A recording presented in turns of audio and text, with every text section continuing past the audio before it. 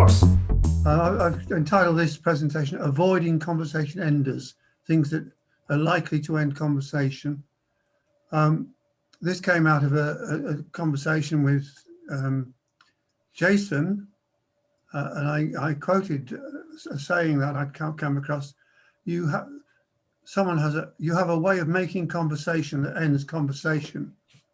I think actually that's, I think it's from a film, possibly starring John Wayne, and it might have been Rio Bravo. I just can't remember. But that sentence stuck with me. You have a way of making conversation that ends conversation. So here are some thoughts about that.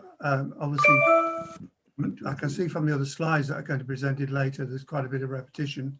So I'll go through these fairly quickly, and then I'll move on to how to avoid ending conversations prematurely. So typical conversation is where someone's not listening to the other, and it becomes frustrating for them, so they abandon it in some way. Dogmatic assertion, someone keeps, whenever you converse with them, they say the same things, just keep repeating them. Not only are they not listening to you, well, they're not paying attention to what I say, they presumably are listening. Sideswiping is referring indirectly to a group participant in a group conversation. Some people say these ideas are questionable when you know they know that it's you that they're referring to. These are little slights which I find irritating. And then there are messages that are not acknowledged or replied to. They go into black holes. Sometimes this is quite pernicious. I encounter this in various organizational business situations where you make a contribution to what you hope is an ongoing project or something, and you don't get any response. And you can't always, sometimes you send a polite reminder, but you could still not get a response. You go into black holes. Selective answering. You raise several points in response to someone's post, and then the reply only addresses one or two of them, and the other ones that you raise, the critical questions that you raise, are somehow neglected, ignored, passed over, and it's very difficult to get them back onto the agenda. Now, I call this not following up on references. You take care to present a message with links to source material of some kind, possibly a page on Wikipedia or whatever, and it's evident from the ensuing conversation or the next time you meet with this participant that they haven't bothered to look it up. Now, I do try to make a habit of following up on the references that people give, particularly if they're online links. The next one is a very broad area. Cognitive dissonance, as probably several of you know, is a term coined by Leon Festinger in, I think, 1956, 1957. And it's where, having made a decision of some sort, you look out for evidence that confirms that you made the right decision, and you try to avoid evidence that suggests you made the wrong decision. This is particularly true when you've made a purchase. You look for the reviews that say this is a good item and avoid the other. But it's a general phenomenon of where we protect our actions and our beliefs from disturbance in some way. I think Paskin has referred to this metaphorically as an immune reaction. If we have a body of theory, body of knowledge, and we come across something which appears to be challenging or contradicting what we believe, we have an immune reaction, reject it. Or we first of all look for reasons to reject it. Oh, it's written by a sociologist, or I don't know, oh, they're using the wrong kind of terminology. We find excuses for not paying attention to the disturbance, the disturbing literature. And I think we're all guilty of this kind of thing, because we do, in our busy lives, try to reduce the amount of stuff we have to read or look at. But I do try to monitor myself and not do that immediately, just because someone uses the wrong terminology or whatever. And there's cognitive fixity, which is another past term. It's generally that people get into the habit of following certain lines of thought, certain strategies for learning, or presenting their material. There are many teachers who will teach the same body of knowledge year after year after year in exactly the same chronological order, with no awareness at all that they're addressing a complex body of knowledge which can be presented in a variety of ways to suit a variety of different audiences. At the bottom is just one-upping, which again is a terrible thing in the academic environment, where we appear to get pleasure from, contradicting someone, pointing out someone they don't know about. What's happened to me sometimes is someone's asked me a question about what I think, and I've carefully done my best to explain my views, and then said, "Oh well, yes, I already know that," but it's like they dismiss what you've said, given that you've already. So basically, that's lack of respect. So that's just a few of the annoyances that can happen, and it leads you to avoid further conversation with that person, which is a shame. Obviously, in a face-to-face situation, it's far easier to tackle these things than as we are now in a group online. So what I wanted Bernard, to do with... Can I interrupt with a question here? I'd rather not, but carry on. Okay. Are any of these related to information theory? What do you mean by information theory? Whatever however you wish to interpret it. Something that gives form to what's coming in. Sorry, I don't understand what you're talking about. Could I leave that until later? Who was that speaking? Yes, please do. I mean, information is a very contested term, and usually information theory refers to whatchamacallit and whatchamacallit.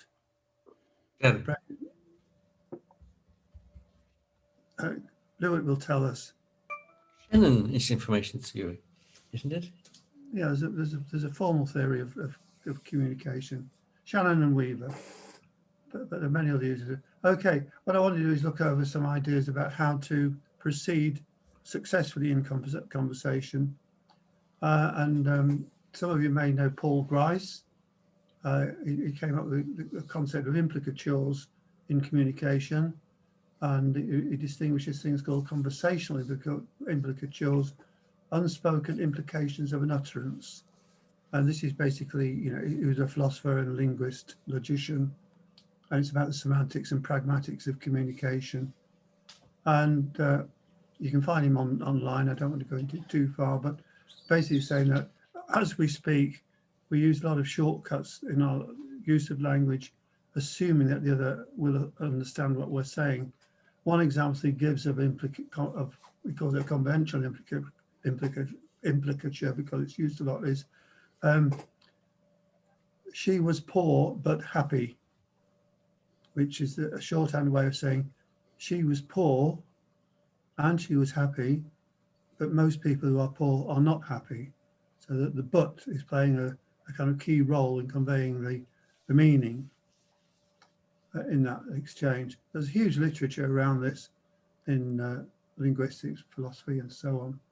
I only know partly, but I picked up on Grice's maxims, his cooperative principle, how to make a conversation, do a conversation well. The cooperative principle, this is his words: make your contribution such as is required at the stage at which it occurs by the accepted purpose or direction of the talk exchange in which you are engaged. So you cooperate with the other by trying to make your contribution at the right moment, in the right setting, with respect to the purpose or direction that the conversation is taking. And then provide some maxims about how to conduct a good quality conversation. And again, many of you will be familiar with these, but I'll just run through them very quickly. Make your contribution as informative as is required for the current purposes. Do not make your contribution more informative than is required. Do not say what you believe to be false. Do not say that for which you lack adequate evidence. Avoid obscurity of expression. Avoid ambiguity. Be brief. Be orderly. Present your thoughts in an orderly sequence. So they are well known, but I like them. Now, what body of my talk is really this. My friend Glanville, who passed away now a few years ago now, wrote a paper in tribute to his mentor, Gordon Pass, same as me. We both did our PhDs with Pass. And in his tribute article, he wrote about the qualities necessary so that a conversation may function. And he distinguishes between what he calls operational requirements and inspirational requirements. So the operational requirements are quite functional in terms of the process. So again, because of the time, I'll run through this fairly quickly. Most of them are quite sensible and obvious, but a willingness to take part in a conversation about some topic. That's the sort of starting point. The topic around which the conversation takes place, but it should be a topic. The topic is negotiable and may change. There is an ever-present background topic, the reflexive topic. What shall we talk about? So conversations can shift about. There should be the existence of different understandings of the topic in all participants. Without these differences, there's no need to converse if everyone is already agreeing. Acts that are intended to present the form of these understandings. What's happened? Acts that are intended to present the form of these understandings so that the other participant can construct their understandings of these understandings together with acts that are intended to request the presentation of understandings, questions. So he's exchanging understandings, trying to understand the understandings of the other, and carrying out actions which convey the understandings and your understandings of the other understandings. Now, to do that, you need an ability to compare understandings. So to compare my understanding with my understanding of your understanding of my understanding, and vice versa. I mean, this is meta perspectives. I've talked about these before, but we do this sort of thing quite often automatically in conversation. And Ranoff notes this is part of the inner dialogue that informs conceptualization, past view of the inner conversation of conceptualization. He's got some more of these, a bit more interesting. Conversation has there's a logical structure of 3 co-located and contemporaneous levels. There's the level of the conversation, the subordinate level of the topic being addressed, and the meta level of error correction and topic modification. That's critique and evaluation of the conversation's progress. So there has been an ability to monitor what is going on and to correct for incompatibilities between understandings by switching levels. For example, switching to a meta conversation in which misunderstandings temporarily become the topic of the conversation. So we must understand each other. Let's examine that first, then go back to the conversation. So switching back to the conversation itself. Glanville notes that these switchings can occur recursively because misunderstandings may be misunderstood and require further correction. He's describing, commonly experienced features of conversation in real life, I suppose. And there should be a way of initiating and terminating the conversation. The occurrence of an understanding punctuates the conversation into discrete, possibly concurrent episodes. Is again taken from past that the kind of hard data in a conversation is that an understanding is attained by one or other participant. And in the experiments that Pascal and I carried out, we used to measure the occurrence of these by getting the learner participant to externalize their understandings at particular times. But the concurrency is relevant here because at any one time we may be thinking about several things at once, and the understandings come either together as one big understanding or separate small ones. But for some people, they go one understanding at a time, depending on their style of thinking. Participants may terminate a conversation when mutual understanding is acknowledged. That's when there is an agreement to disagree, or as a matter of whim. I mean, someone will say, I've had enough, I'm going for a drink, going to the pub, or I'm leaving the pub, depending on the location. The conversation may be taken up again in the future. There's a sense in which conversations are in principle endless, given this ability to change the topic and so on. So conversations with my friends go on forever. They've gone on forever, they carry on going on. They've gone on for a long time, and no doubt I will carry on going for a long time. This is interesting. Confirmation of mutual understandings is not usually expected for every communicative act, especially when participants believe that they already share many understandings. However, there's a price to pay for these shortcuts, the misunderstandings that occur when everyone thinks everyone else knows what is going on, when in fact they do not. These are inadvertent, pathologies in conversation where often we're using the same labels, we don't realize we're referring to the different concepts, or we're using different labels to refer to the same concept, so on.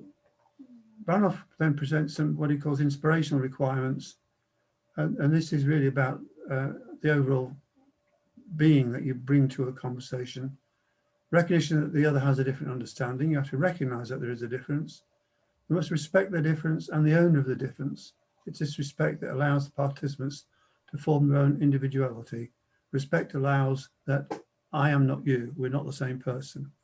So there has to be a willingness to listen and hear the other, willingness to construct my understanding of what the other presents me as her understanding. So listen and learn.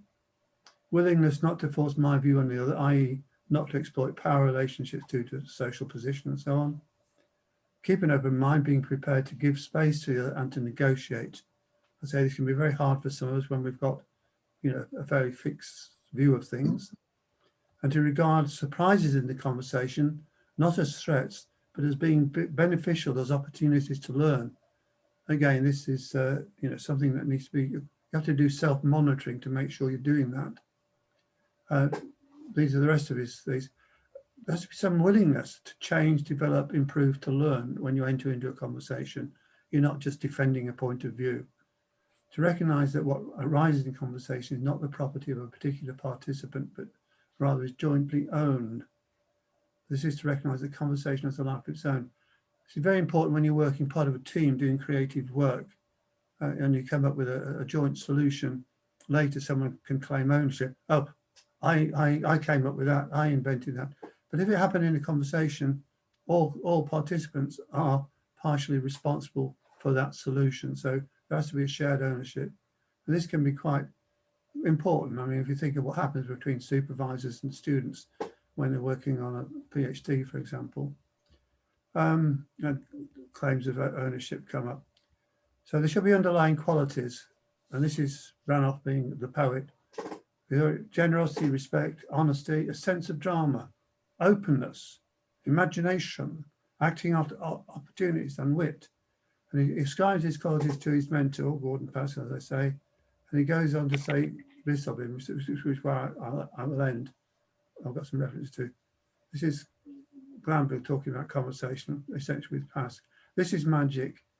Magic not as trickery or deceit, but magic in the unraveling enjoyment of mysteries and the growing and maintaining of wonder, a deep understanding of the miracle of our existing in our differing worlds and of their coming together in conversation through their beginnings and ends, of the poetic nature of our existence, of the unity of the void, the nothingness in and through which we dwell, and the love that is necessary that we can converse and interact with those others with whom we dwell fairly and doing justice to themselves, to them and to ourselves.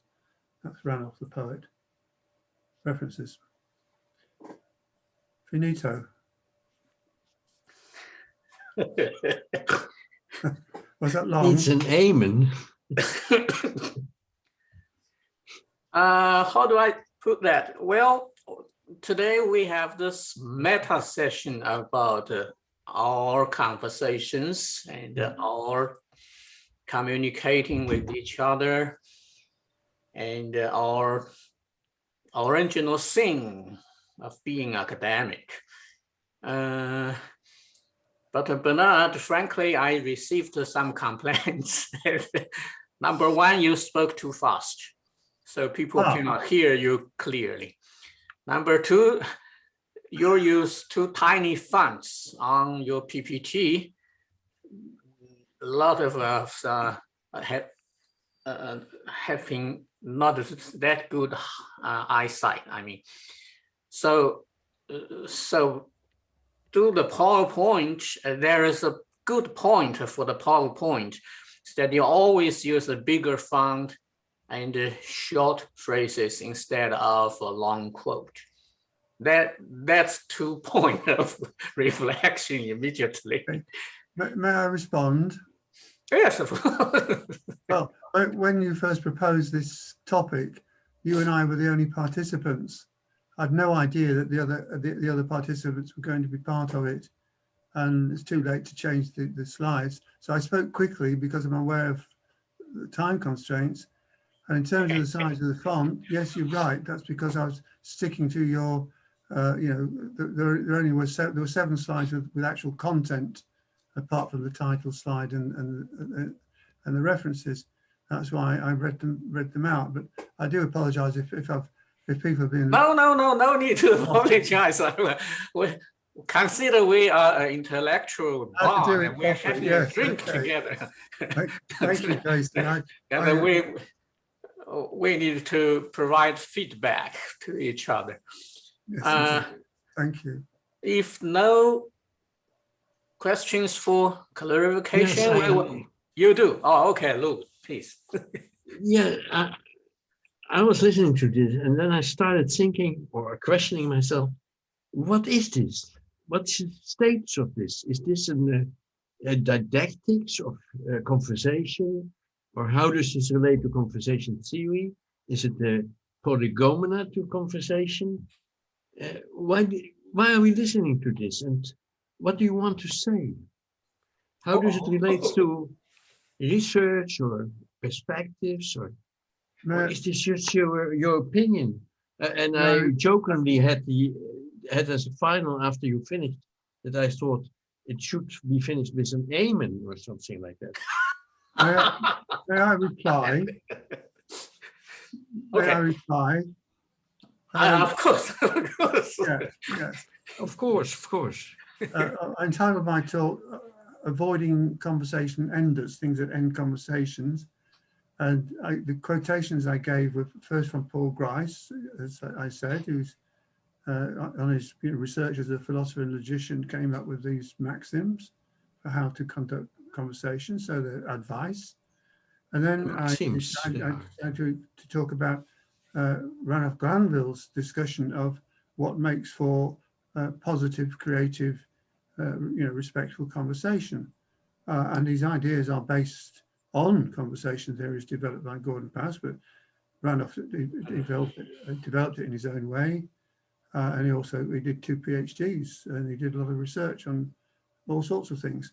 So it's not just come out of the void, but it's run off being quite poetic, but I think salutary reminders about, and not just salutary reminders, but encouragement and inspiration for how we should look on conversation. It can be the most wonderful experience, most wonderful thing for human beings. As for the technical aspects of conversation, I did start to prepare some other slides, which would give a more technical account of how I see the relationship between the thinking that's going on as we are generating conversation and their interrelationship, using the technical terms from conversation theory. And I'm very happy to give a presentation on that sometime in the future. Okay. Of course, I also knew Ranulph quite well, and I appreciated his contributions. But provocatively, I am inclined to say, to quote Talleyrand, that was the Minister of Foreign Affairs of Napoleon, who said, "God has given us language in order to hide our thoughts." Yeah. Okay, for time-wise. Wonderful. Lud, I'm curious, why did you ask that question, and what answer had you already formulated in your mind before you listened to Bernard? No, I know Bernard as a very valuable and scholarly, thorough person, and so I was expecting an answer from him. But did you not have an answer yourself already? Yes, I do, and that has to do with Habermas. Habermas also has this call for a conversation of everything with everybody, and I think it's utopia.